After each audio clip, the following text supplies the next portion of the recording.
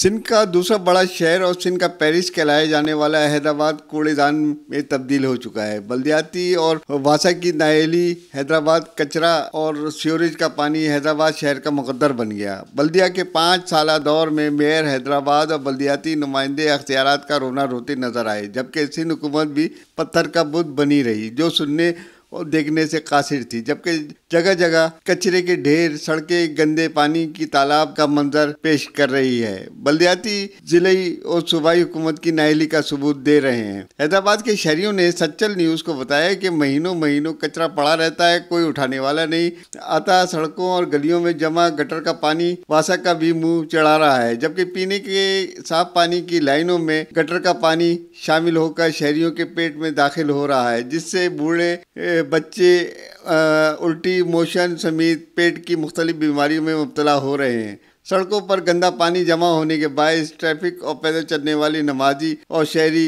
अजियत का शिकार हैं। आए दिन एक रोड पर गटर का पानी जमा हो जाने से हादसा का शिकार हो जाते हैं। एक तरफ तो हुकूमत कोरोना वायरस के फैलाव पर तशवीश का इज़हार और परेशानी नजर आती है, जबकि दूसरी जानिब वही हुकूमत शहरियों को कचरा और गंदा पानी पिलाकर मारने पर तुली हुई है। शहरियों का कहना है कि इलेक्शन से पहले हर जमात हैदराबाद और इसके शहरियों की दावेदार बन जाती है और इलेक्शन जीतते ही ऐसे गायब होते हैं जैसे गधे के सर से सींग।